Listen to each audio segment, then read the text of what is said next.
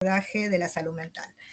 Vamos a hacer un recorrido por los distintos conceptos, también como son entendidos desde mi país, por supuesto, porque bueno, me voy a basar en la ley de salud mental de nuestro país y de este país, Argentina, y bueno, y otros conceptos, no, por supuesto, son internacionalmente conocidos.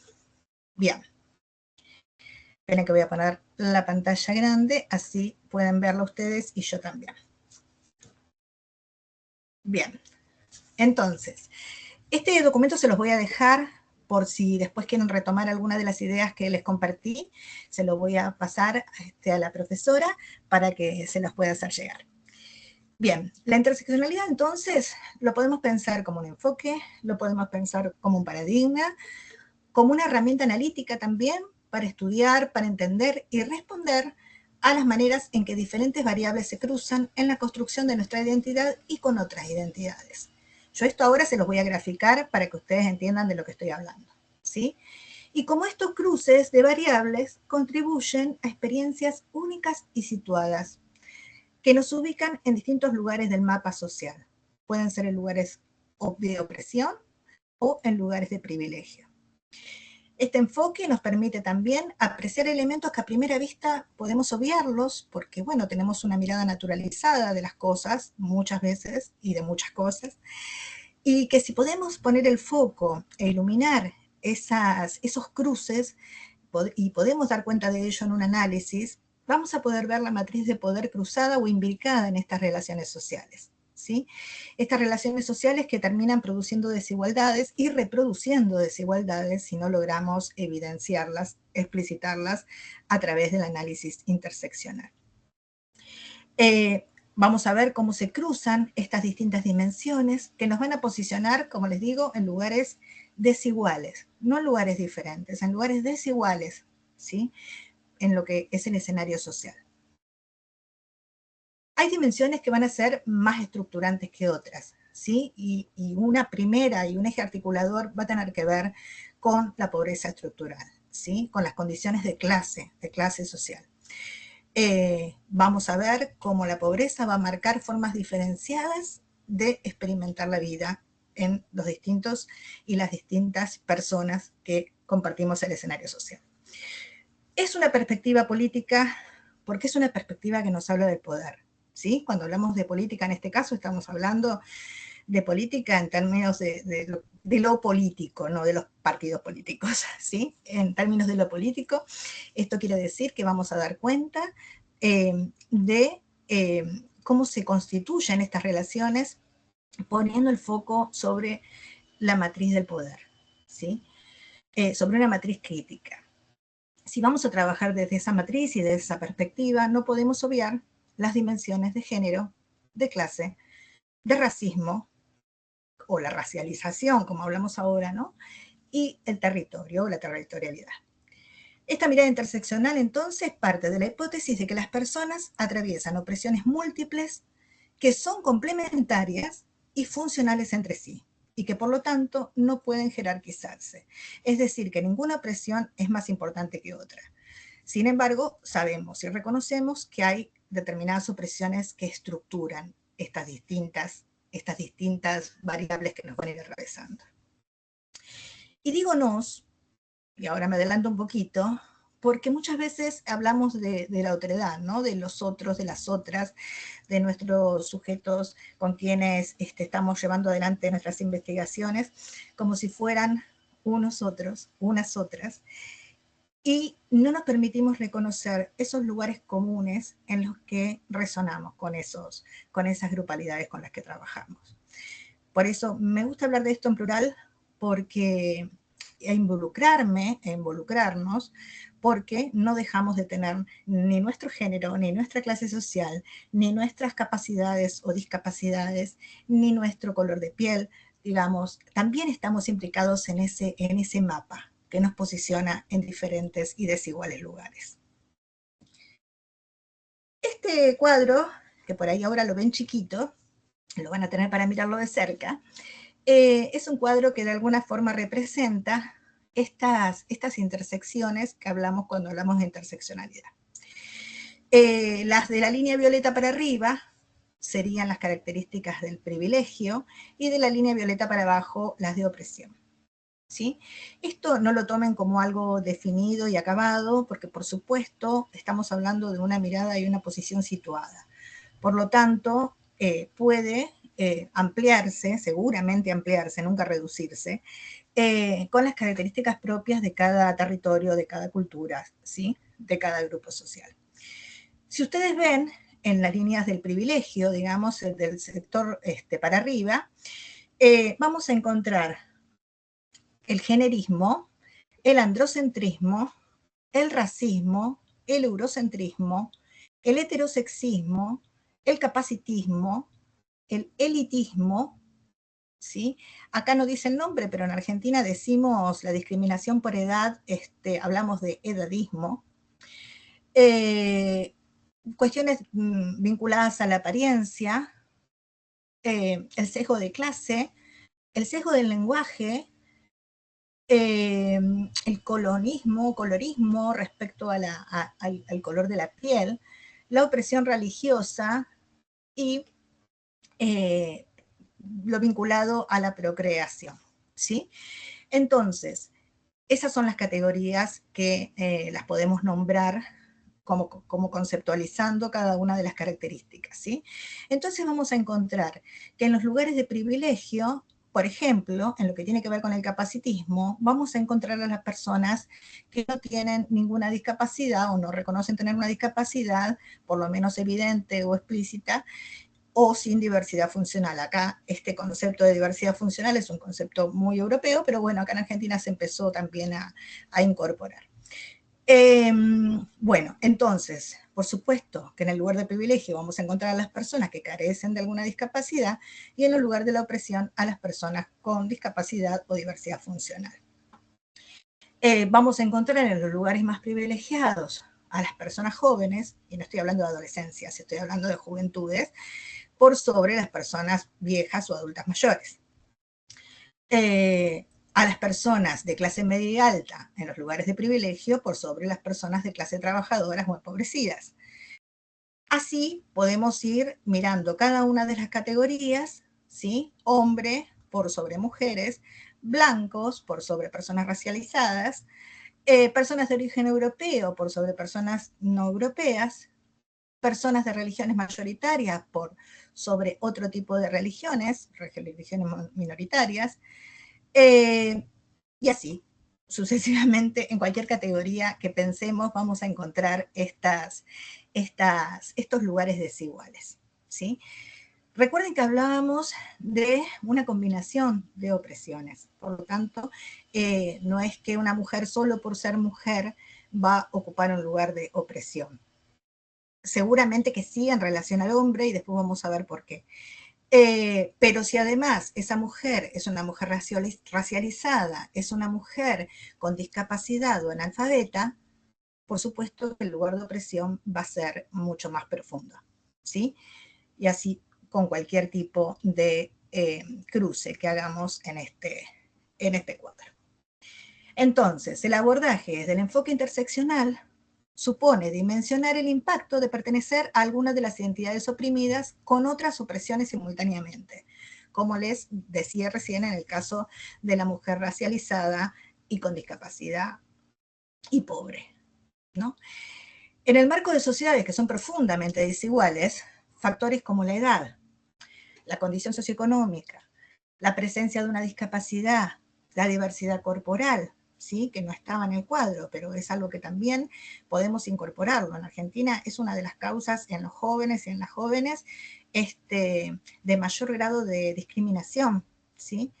La situación habitacional, la orientación sexual, la identidad de género, la religión, el origen étnico, la situación de estar privado o privada de la libertad, pertenecer a un contexto rural, la relación con la salud integral, mental, emocional o física, la condición de persona migrante o de refugiada, la nacionalidad, la identidad indígena, afrodescendiente, la marronidad. La marronidad es un concepto que se utiliza aquí en Argentina para, bueno, diferenciar de los orígenes afro y en relación a las identidades latinoamericanas. Bueno, entre otras características, tienen por efecto una intensificación de las violencias y vulneraciones que atraviesan la existencia de personas o grupos. Entonces, ustedes vayan pensando en sus propios trabajos y en estos posibles cruces que por ahí los hicieron, pero no los evidenciaron, no los explicitaron, o intuitivamente se están dando cuenta que pueden llegar a hacerlo con los grupos de trabajo con los que están llevando adelante su investigación, y que puede realmente no solo hacer un análisis, no solo ofrecer un análisis más enriquecido, más situado, sino que además cuando pensemos la intervención puede realmente eh, propiciar un aporte importante en los resultados de sus trabajos. Entonces, el concepto de interseccionalidad fue acuñado por el movimiento feminista antirracista en la década de los 70. ¿Sí? En la década de los 70, referentes de la colectiva del Río Combahee, que acá abajo están los nombres, dieron cuenta de que la lucha feminista de las mujeres blancas no daba, no, mejor dicho, invisibilizaba las demandas de la población de mujeres afro, ¿sí? Afrodescendientes y afro. No eran las mismas luchas, ¿sí? No eran iguales los techos que tenían que atravesar cada población de mujeres. Y ahí se acuña este término y se empieza a trabajar sobre esta diferenciación, sobre esta forma de leer los distintos grados de opresión que sufren aún mismas grupalidades, ¿no? Porque nosotras y nosotros solemos decir las mujeres, y bueno, dentro de las mujeres hay un universo que no ocupa el mismo lugar en el escenario social, ¿sí? Que cargan con determinadas características, con determinadas intersecciones que las sitúan en distintos grados de vulnerabilidad. Entonces, en la década de los 70 trata de mostrar la existencia de una matriz multidimensional de poder que produce desigualdades en distintos aspectos de la existencia. Lo que intenta señalar es de qué manera este entrecruzamiento de distintos factores de opresión, como la etnia, la clase, el género y la sexualidad en ese momento, producen que algunos grupos sociales experimenten condiciones específicas de exclusión sistemática que diferencian sus experiencias incluso de los otros grupos oprimidos. Aquí abajo le voy a dejar unas referencias para que ustedes puedan ampliar, porque la verdad es que es muy rico el análisis, muy rico la trayectoria de estos grupos en relación a la deconstrucción de esta mirada homogeneizante que deja por fuera toda esta pluralidad de opresiones que un concepto como mujer puede invisibilizar cuando no utilizamos una mirada interseccional.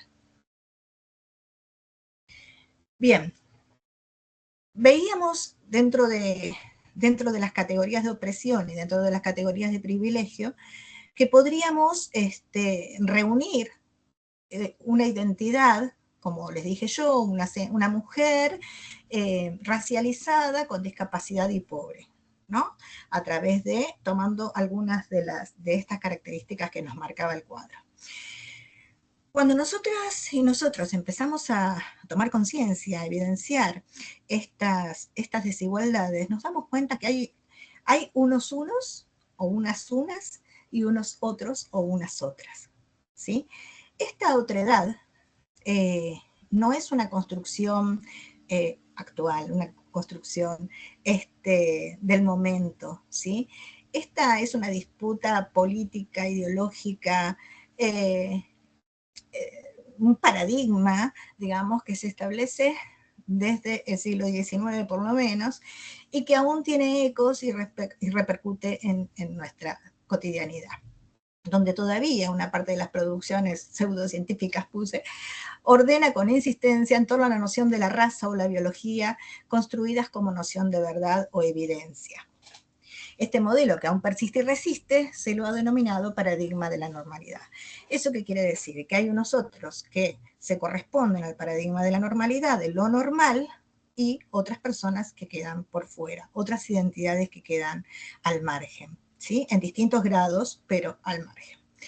Este paradigma de la normalidad es un modelo fuertemente jerarquizado. Esa palabra jerarquizada es lo que marca la diferencia, ¿sí? Porque estamos hablando de un orden. Y ese orden va de la normalidad hacia lo anormal, ¿no? Que establece que hay algunas características que son mejores, que son más valiosas o más correctas que otras. Esa jerarquización produce y se asienta en un orden social. Ese orden social es el que va a dar lugar a estas desigualdades que hablábamos recién.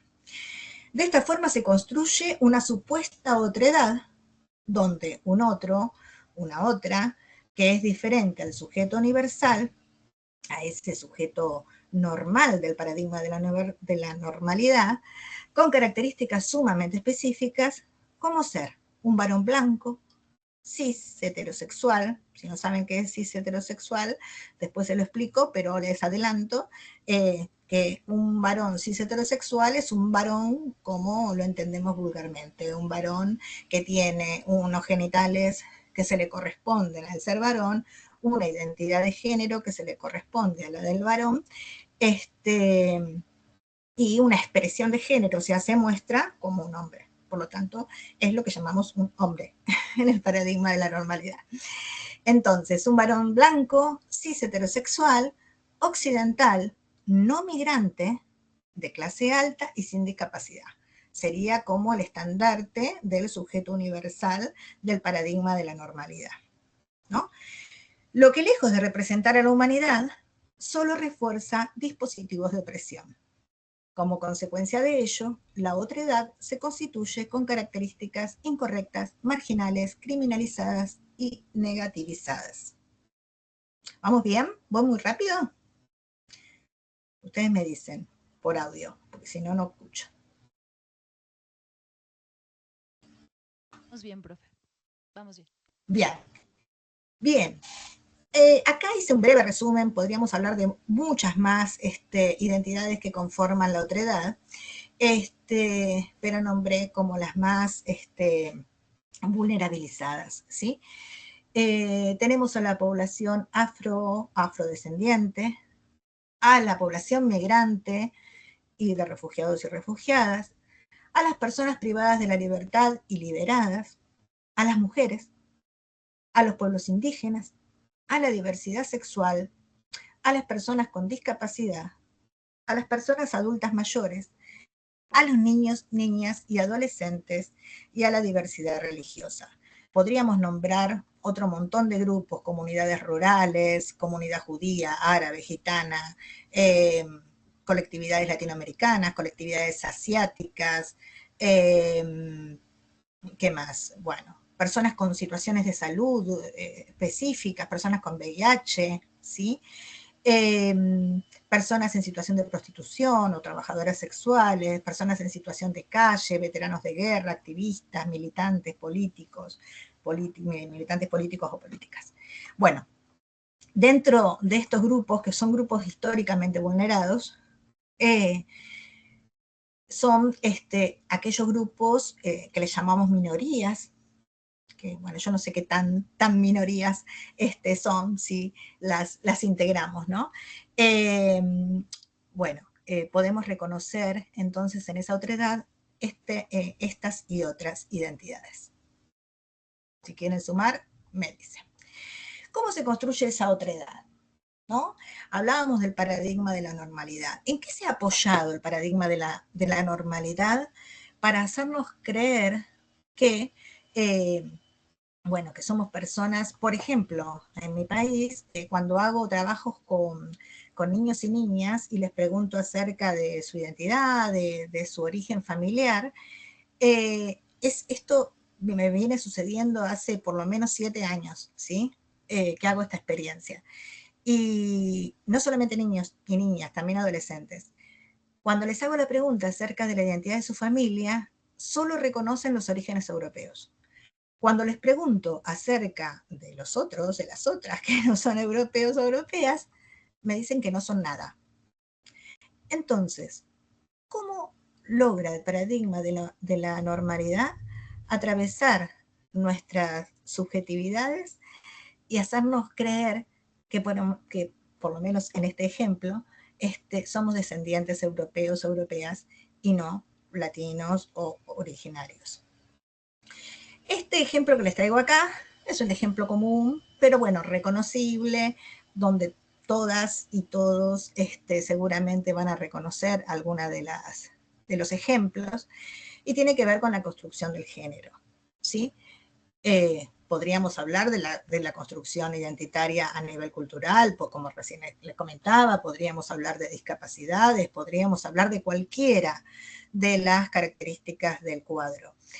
Tomé género porque, bueno, es algo que nos atraviesa a todos y a todas y que está en discusión y está en la agenda, por lo tanto, nos es familiar. Este libro es del año 1958. Es un libro que se llama Enfermedades y Trastornos de la Vida Conyugal, ¿sí?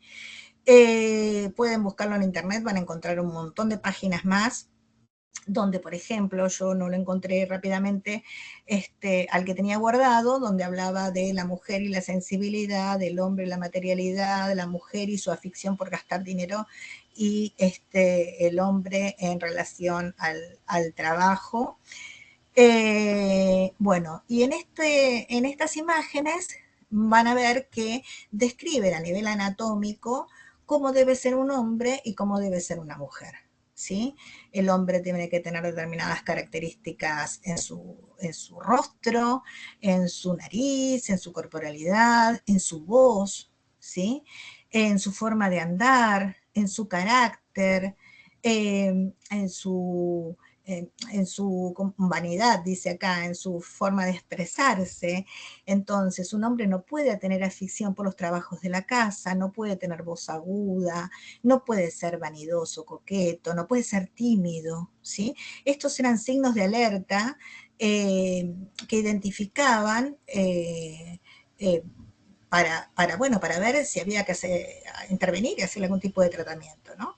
En el caso de las mujeres, bueno, tenían que tener deseos de maternidad, afición por las cosas concretas, ¿qué más? Bueno, andar suave y ligero, determinados tipos de curvas, voz aguda, y etcétera. Después lo van a ver en detalle.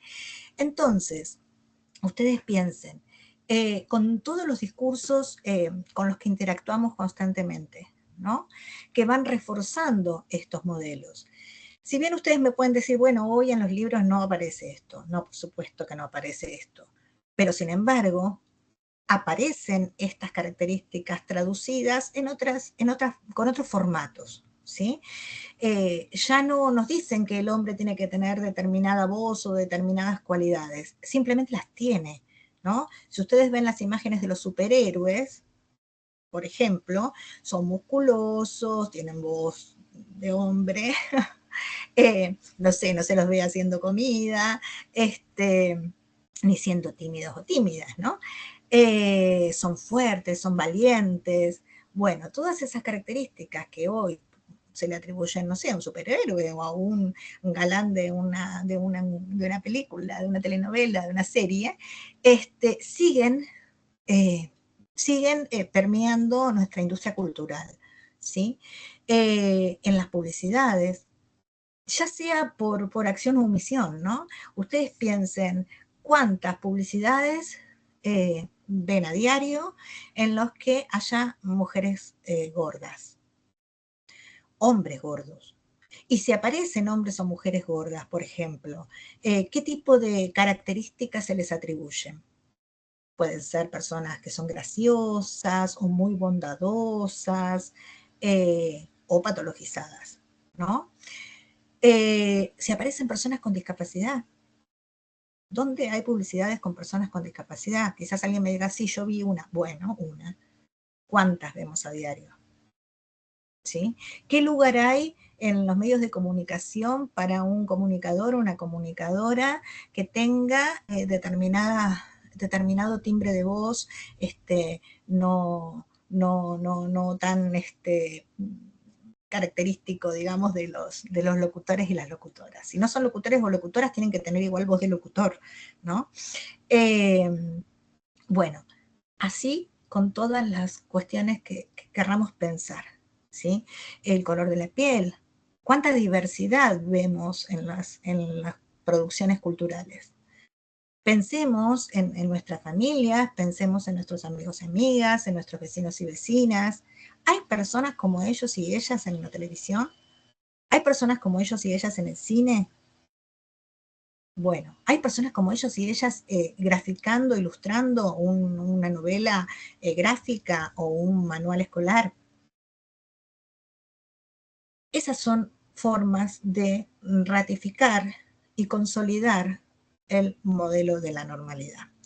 Entonces, ¿qué pasa? Frente a una situación, por ejemplo, con una persona con discapacidad, una que piensa, y no deben ser tantas las personas con discapacidad. Por ejemplo, personas gordas. Entonces decimos, bueno, los aviones tienen una silla estándar, ¿no? Las personas que no caben, que no ocupen en ese asiento, tienen que pagar 2 boletos. ¿Es justo? ¿Es justo? No, no es justo. Pero, ¿cuántas personas que no entran en los asientos del avión hay? Y ahí estamos mirando desde un lugar de mercado, desde un lugar capitalista, ¿no? Porque pensamos que el mercado se tendría que adaptar a la diversidad de expresiones corporales que existen. Sin embargo, no, somos nosotras o nosotros las personas incorrectas, que tenemos un cuerpo incorrecto, que no cabe en el asiento del avión. Y así con un montón de ejemplos que podríamos agotarnos el tiempo hablando. Así que después, si quieren, lo seguimos conversando porque a mí me apasiona pensar en esto y aparte tengo muchos, muchos ejemplos para compartirles de cómo se construye esa otredad y cómo se consolida el paradigma de la normalidad aún en estos días. Bien, ¿cómo intercruzamos entonces la salud mental, la otredad, con las poblaciones históricamente vulneradas? Entonces, entre los factores de riesgos asociados a sufrir padecimientos mentales se encuentran, por ejemplo, la exposición a las adversidades en edades tempranas de la vida. Asimismo, en cada comunidad es posible detectar grupos en situación de vulnerabilidad, que son estos grupos que venimos hablando, que pueden correr un riesgo mayor de sufrir problemas de salud mental. Estos grupos están generalmente conformados por personas que no encuentran en sus pares y en la sociedad representaciones comunes o grupos de pertenencia y que muchas veces se encuentran grandes barreras en el acceso a los sistemas de salud y vulneración de sus derechos. Entre estos grupos se suelen encontrar familias que viven en la pobreza. Y ahí vamos a la cuestión de clase. Personas con problemas de salud crónicos. Y ahí vamos a estas desigualdades que hablábamos hoy en la salud, como las personas con VIH, como las personas con determinados diagnósticos como hepatitis B, bueno, y otras que no me vienen ahora. Niños y niñas y adolescentes expuestos al maltrato, al abandono, a la violencia, ¿no? Adolescentes expuestos al abuso de sustancias, grupos minoritarios, poblaciones originarias, personas refugiadas y migrantes, personas de edad avanzada, personas sometidas a discriminaciones y violaciones de los derechos humanos, homosexuales, bisexuales y transexuales, personas privadas de su libertad o personas expuestas a conflictos, desastres naturales o otras emergencias humanitarias. Esto es de la Organización Mundial de la Salud, a la cual Argentina ya no pertenece tampoco por este gobierno. Los padecimientos mentales se asocian asimismo a los cambios sociales rápidos, a las condiciones de trabajo estresantes, a la discriminación por género, a la exclusión social, a los modos de vida poco saludables, a los riesgos de la violencia y mala salud física y a las violaciones de derechos humanos. Todo esto ahora se nos va a ir acomodando en las placas siguientes. Pero ustedes vayan viendo cómo empiezan a aparecer todas las poblaciones históricamente vulneradas como poblaciones en riesgo para su salud integral y salud mental en particular. Les decía que yo me baso en la Ley de Salud Mental de Argentina, pero que bueno, me parece que resonamos bastante en el paradigma con la de ustedes. Nuestra ley reconoce a la salud mental como un proceso determinado por componentes históricos, socioeconómicos, culturales, biológicos y psicológicos. En estos componentes históricos vamos a estar hablando de estos atravesamientos que estábamos hablando hoy, ¿no? Me refiero a esta mirada del paradigma de la normalidad que nos sitúa en unos lugares y a unos, a unas y a otros en otros, en relación de subalternidad. Bueno, socioeconómicos, culturales, biológicos y psicológicos, cuya preservación y mejoramiento implica una dinámica de construcción social vinculada a la concreción de los derechos humanos y sociales de toda persona. Se debe partir de la presunción de capacidad de todas las personas.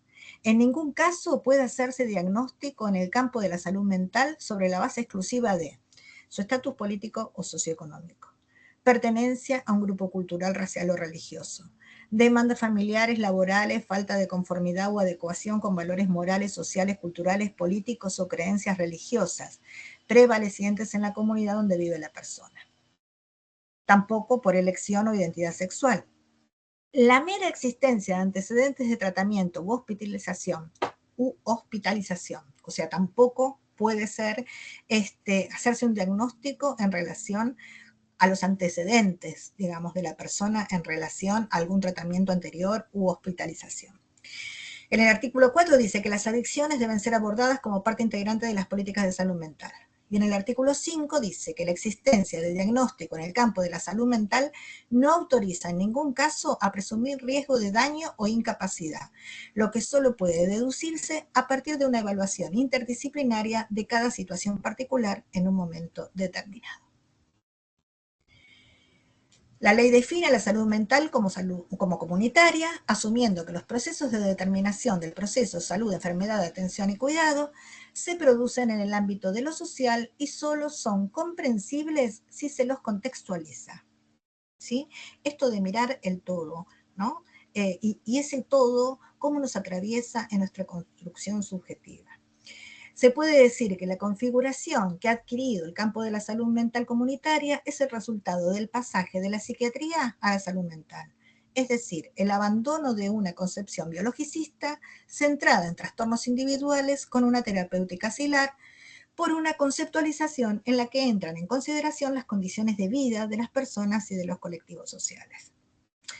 Porque no podemos dejar de lado todo esto que sabemos, que nos marca, que nos oprime y que nos condiciona a la vida que finalmente podemos y logramos experimentar. Ubicándonos desde el paradigma de la complejidad, ya no se puede pensar en causas y efectos lineales respecto de los padecimientos de salud mental. Se habla entonces de múltiples determinantes no lineales. Asimismo, esto implica correr el eje desde la prevención de la enfermedad mental hacia la promoción de la salud mental. Si bien nuestro foco de trabajo está vinculado a la salud mental, tenemos que señalar que partimos de una concepción de salud integral, que ya lo dije, pero bueno, y desde allí entendemos los determinantes sociales de la salud como la influencia y sus consecuencias en el proceso de salud, enfermedad, atención y cuidado, transversalizada por los momentos vitales de las personas. Y acá volvemos a hacer foco otra vez en la interseccionalidad. Transversalizada por los momentos vitales de las personas, sus trayectos y sus proyectos de vida, su clase social y su clase económica, las pertenencias culturales, el género, la inclusión, exclusión laboral, educativa, entre otras cuestiones. En este marco conceptual se pretende asegurar el derecho a la protección de la salud mental de todas las personas y específicamente de aquellas con padecimiento mental. La salud mental no se reduce a la ausencia de enfermedad, por el contrario, constituye un proceso multideterminado y su abordaje implica a las personas y a la comunidad tanto en acciones de prevención como de protección, reparación subjetiva del daño sufrido, atención, tratamiento, acompañamiento, cuidado e inclusión social. Bien, acá, y ya me apuro para poder dar un cierre, y un cierre temporal para poder conversar con ustedes, y bueno, y seguimos compartiendo un rato más. Acá hice una mezcla de sugerencias y de descripción de cómo es el cruce entre la salud mental y la población migrante. Vi que hay trabajos que están abordando esta temática y me pareció importante hacer el aporte ahí también. Entonces, la diversidad cultural asociada a las migraciones implica un desafío a las lógicas institucionales y disciplinares. ¿Por qué? Este tipo de intervenciones tienden a leer cualquier signo o indicador que se sale de lo esperado como una patología. Y ahí está el riesgo, ¿no? El desafío consiste entonces en considerar e incluir las diferencias que cada cultura alberga y que luego tendrá además su propia inscripción y correlato en la construcción subjetiva de cada persona. Estos retos se dan en los sistemas de salud en general y fundamentalmente en lo que respecta a las concepciones sobre la salud mental de las personas migrantes y refugiadas. Por supuesto que no se puede descartar, ¿no?, la emergencia de padecimientos mentales y la necesidad de ayuda por parte de especialistas en salud mental.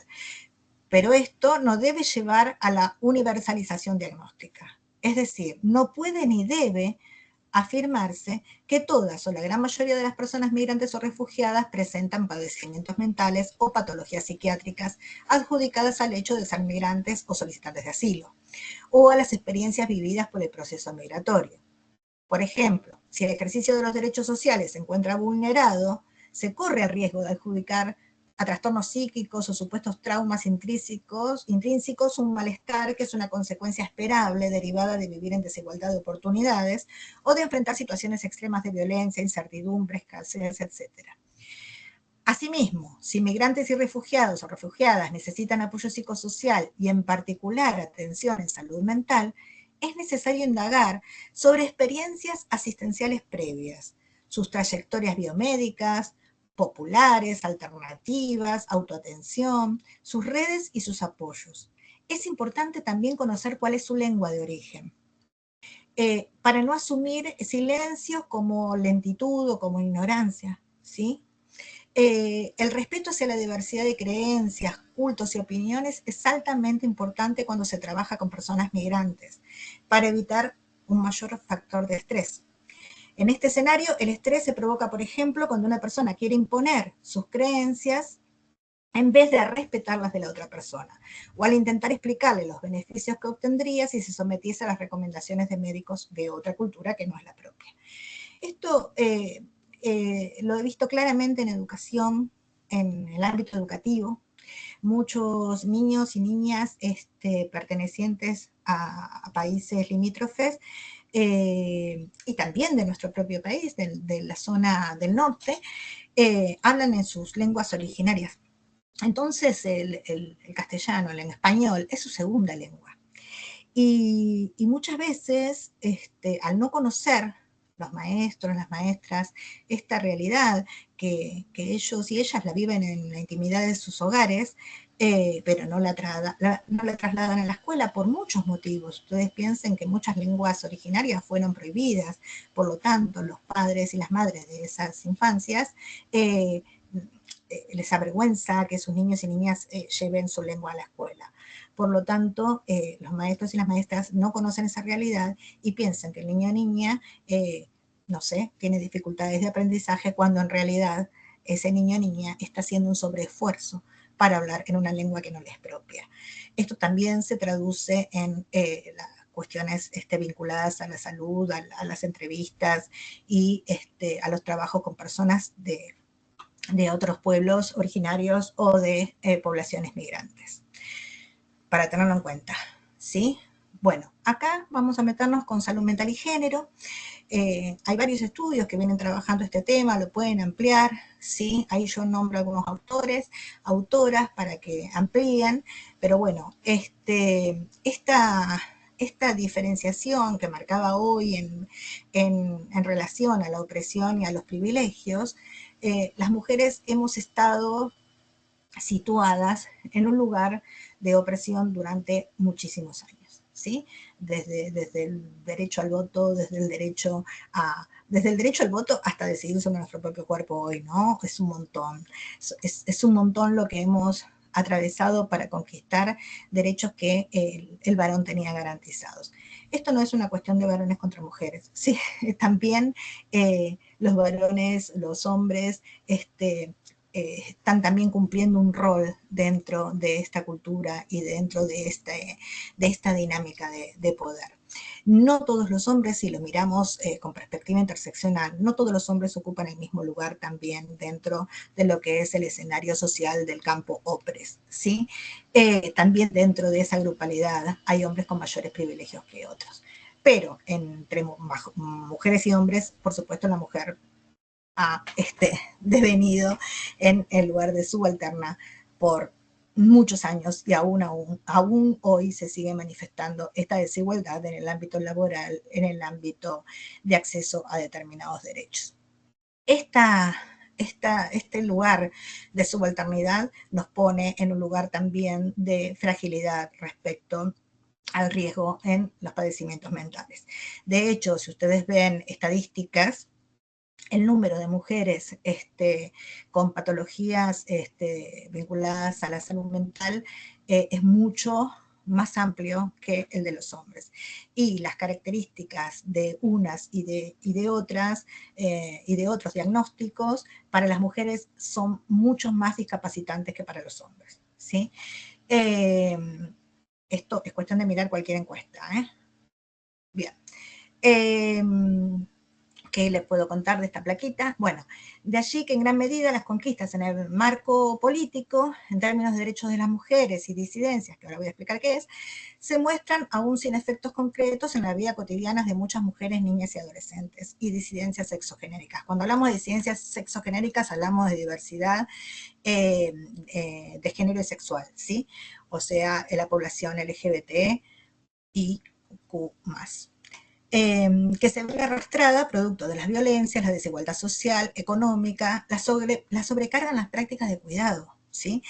Que siguen siendo las mujeres y las diversidades quienes cargan con estas responsabilidades. Los lugares asignados en el mundo del trabajo, la discriminación, constituyendo todos factores de riesgo para la salud. Muchas expresiones del malestar psíquico, desazón, afecciones corporales, medicalización y depresión están determinadas tanto por las condiciones de aquellos factores apresivos que constituyen modo de vida enfermantes, esto lo dice Burin, que lo pueden ampliar, como por los esfuerzos por resistir o de las operatorias subjetivas que se puedan procurar las personas para mitigar tales opresiones. Por lo tanto, el género, mujer, diversidades y adultas mayores y infancias y adolescencias son los grupos más vulnerados en esta intersección. Hice otro apartado, que después lo pueden leer, donde hablo específicamente de la violencia por razones de género, ¿sí? Otro cargo que tuve fue directora de políticas contra las violencias en la universidad, y bueno, me tocó no solamente armar un protocolo, sino llevarlo adelante y atender muchos casos de situaciones de violencia por parte de estudiantes y docentes y no docentes de la universidad. Estas ideas que les comparto son ideas que hemos compartido con el equipo de psicología, con el que armamos todo un material que se los puedo pasar completo para atender para atender las situaciones de violencia por razones de género y su afectación en la salud mental. ¿Sí? Hay impacto, o sea, lo que se pide fundamentalmente es no psicopatologizar la violencia de género, porque hasta puede ser contraproducente para cualquier abordaje jurídico, ¿sí? Porque finalmente la persona violentada termina también diagnosticada y eso no le suma a la hora del ejercicio de la justicia. Lamentablemente me ha tocado atender casos donde sucedieron estas cuestiones y, por ejemplo, no sé, el cuidado de un niño terminó en manos del violento y no en manos de su mamá porque tenía un diagnóstico de salud mental. Tremendo. Bien, entonces, nada, patologías sintomatologías, mejor dicho, que se desprenden de la violencia de género, pueden ser trastornos de sueño, de alimentación, depresión, ansiedad, pero bueno, hay ahí algo para ver y lo que se sugiere también en este trabajo es que realicen escucha activa y que no supongamos que la violencia no está. Muy por el contrario, que estemos alerta, porque también hay mucha naturalización de prácticas de violencia. Por último, me metí con esto de la salud mental y violencia a poblaciones de la comunidad LGTB. Acá está el término ampliado, donde hablamos de personas lesbianas, gay, bisexuales, transexuales, intersexuales, no binarias, queer y asexuales. Si quieren más información sobre esto, después me preguntan, tengo más placas ahí para describir cada una de las identidades. Bueno, los criterios son despatologizar las cuestiones vinculadas a la identidad de género, desjudicializar y descriminalizar. Nuestra ley de identidad de género tiene estas consignas y lleva adelante todos estos procesos de despatologización. Recuerden que la Organización Mundial de la Salud no hace tanto sacó del DSM la transexualidad, ¿sí? Que tenía otro nombre, ahora no me sale. Bien, la desjudicialización y descriminalización, porque también era criminalizado usar de otra identidad no acorde a tu genitalidad, y la desjudicialización en el sentido de que la identidad no pase a ser un hecho en el que intervenga la justicia, sino solo la administración pública, y el derecho a la identidad como un trato digno, ¿sí? Consentimiento informado, dialogado, etc. Recomendaciones, ahí lo escribí mal, bueno, nombrar a las personas por el apellido, o sea, esto tiene que atravesar cualquier tipo de intervención. El derecho a la identidad es el primer derecho, ¿no? Si no sabemos quiénes somos, si no podemos ser quienes queremos ser, entonces, nombrar a las personas por el apellido, para dar lugar a que si se reconocen con otro nombre, no queden expuestas, ¿sí? Preguntar qué pronombre utiliza o prefiere. Esto lo podemos hacer con cualquier persona, no supongamos heterosexualidad, no supongamos la identidad de género de las personas, ¿sí? Entonces, podemos empezar por el apellido, podemos preguntarle qué pronombre utiliza o prefiere, y podemos preguntarle por el género, aunque nos parezca un varón, ¿sí? O nos parezca una mujer. Podemos preguntar con qué género se identifica. Y ahora les voy a decir por qué es tan importante esto también, por las consecuencias que en el ámbito de la salud conlleva la presunción de la identidad de las personas, ¿sí? Sostener la confidencialidad del secreto profesional, evaluar los deseos de fertilidad, no darlos por hecho, ¿sí? No presumir la heterosexualidad, no presumir la identidad de género, no esperar la reproducción de estereotipos, porque sea mujer, porque sea hombre, no esperemos que reproduzcan los estereotipos asignados.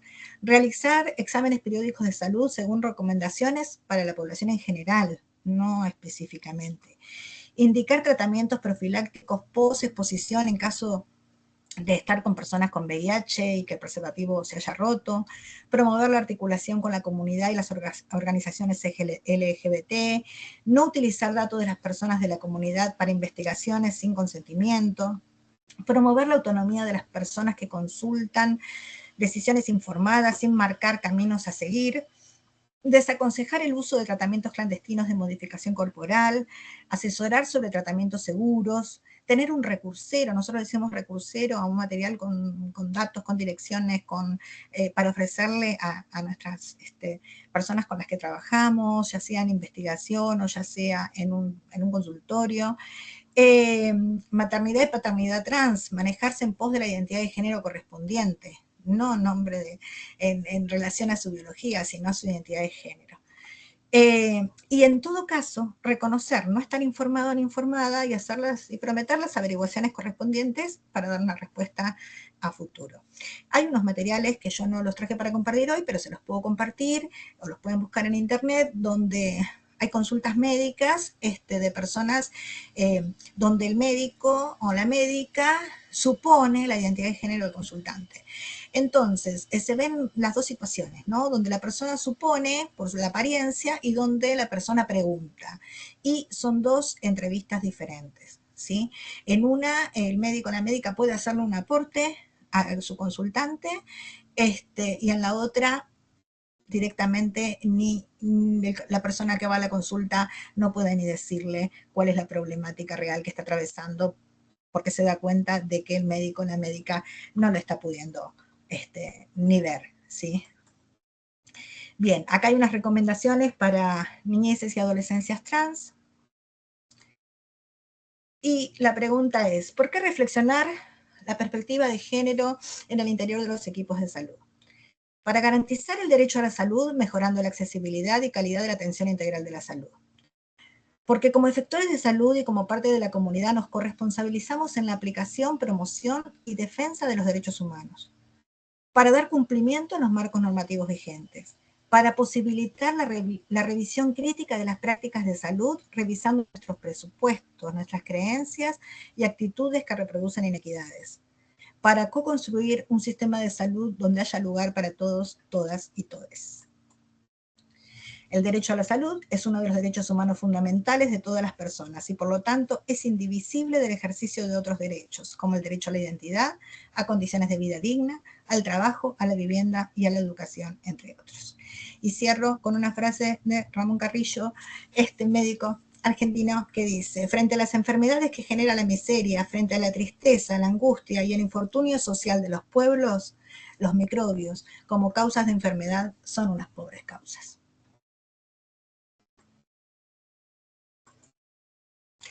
Bueno, espero me hayan podido seguir, que no haya hablado muy rápido y, y acá a disposición para las preguntas, para las opiniones, para lo que tengan ganas de conversar.